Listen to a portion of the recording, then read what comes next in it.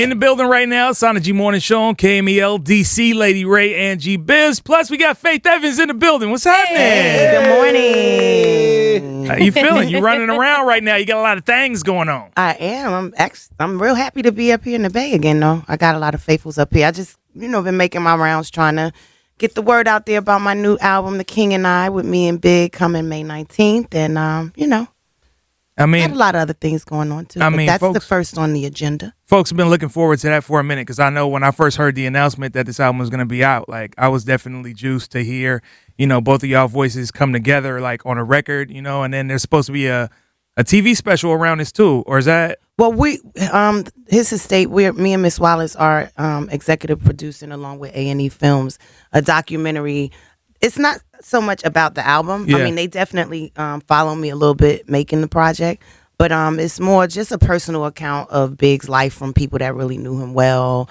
A lot of funny stories, just about the man, a little bit about the music, but we know all about that. Right. Just a little bit more personal account of things that we experienced with him and, just funny stuff that we laugh at 20 years later. Yeah. It's just crazy. It's 20 years. The 20th anniversary of his passing is going to be next week. And I mean, time just flies. I mean, you're just talking about some of the memories that you guys share. What's one of the stories that we might not have heard so far that we might see in the show? Oh, my goodness. Something that's just going to make us fall off our rocker. What did I tell him yesterday about? Oh, my God. A wheelchair? Well, when I had CJ, Big was in a wheelchair because he had just had surgery on his leg from a car accident.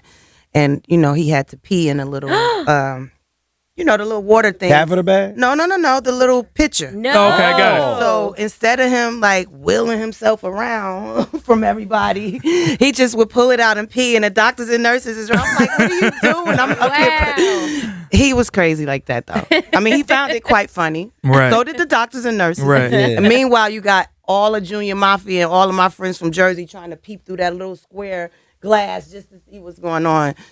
Meanwhile, he's, Wow. They're trying to see the baby in you, and he's like, oh, whoa, what's going on? Yo, he did it several times, though, throughout the delivery. That's the funny one. With the album coming out, I'm pretty sure, a lot of folks are kind of wondering, whether or not you're going to be merging records that, maybe, he had done in the past with records that you'd done in the past and kind of creating something, or whether or not you were kind of doing new music and then surrounding that with verses that we may or may not have heard. How did you put together the album? Well, it's all new music, okay. all new songs. There are a few unheard Big verses. I used a couple of his reference vocals or his demos when he wrote from Junior Mafia and one that he used on Kim's album. Mm-hmm. But it's his reference vocal instead of their rhyme that was on the record. Right. Even with the ones that are familiar rhymes, they're completely different songs. I got 2 joints out now, one with Snoop, one with Jadakiss. And that kind of gives you a little taste of how I kind of creatively balanced us both. I don't have anything where I use one of my old records. I was that was up next on the agenda if I didn't get enough joints that I thought was hot. But, I think I'm pretty happy with what. How many songs are actually on the project?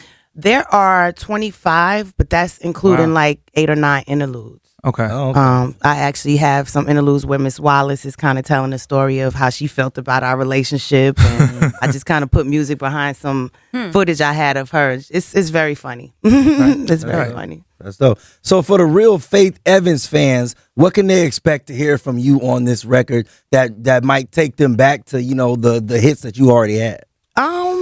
I think that everything. I mean, I try and stay true to what the music that I feel. I mean, it may not.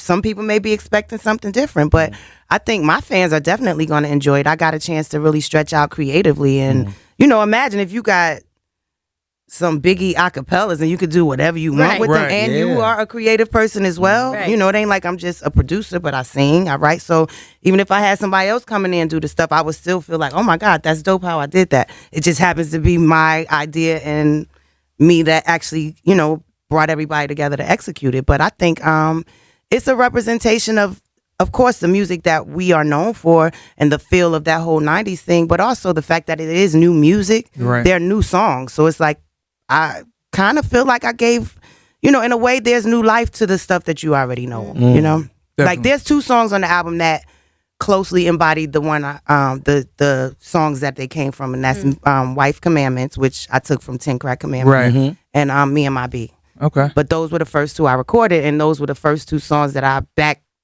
umpteen years ago thought if I ever get to do something like that, I know I want to touch those two. So Tight. So was this was completely like a concept that came to you at one point where you were just kind of like, yo, this is something I absolutely want to do. Like I absolutely want to be able to give fans of mine and fans of Big's this project that is both of us and kind of puts a shine on what our relationship brought to the table creatively. that's what it ended up being. That perspective is certainly what it became. But back when Natalie Cole put out the Unforgettable stuff, that's when I was like, oh, that would be dope one day. I told Miss Wallace, one day that'd be dope if I could do that with Big. But it was just a thought. I mean, I didn't embark on it. And, actually a few years ago, my attorney was like, yo, you remember you said you want to do this? Let's go meet with the people that acquired the masters. Yeah. So, they were very interested and they're very excited, and I'm really happy, and I can't wait for people to hear it. That's tight. And I'm sure, a lot of the fans out there are excited. I know I'm definitely excited. To get music from you and from Big at the same time is a huge deal. You know what I'm saying? Like, I'm still one of those people, like, I'm the Faith Evans fan who, when my, little something or others is messing up, like, I get in the car and still listen as soon as I get home so I can know this is the bar. Soon as I get home, it's the bar. You know what I mean? If you're not on the bar, to me or you're other to me, pretty much is what he's saying. Something or others. Basically, what he's saying is we're excited for this new music. Exactly. Let me not get in trouble this morning. Don't do that. Don't do that. You know who else was excited was CNN, and they put out that crazy tweet confusing you with Faith Hill. What was your? How did you respond when you got up in the morning? Like, what the CNN? I think I posted one of my fans sent me a picture, that famous picture of me and Big with her face on it instead of mine. So I posted it and I said, shout out to Faith Hill for holding it down. She tweeted about it too and was like, thanks. She sure did. But funny thing is, when I lived in Georgia, I lived in this country club, and for many years people would come to do service things in my house, like Miss Hill. And I know Hill is nowhere on my service order, but I guess they figured it must be Miss Hill living in here, so I'll take it. You're like, whatever it is, it's all good. It was cool. Actually, it brought even more eyes to the project. So right.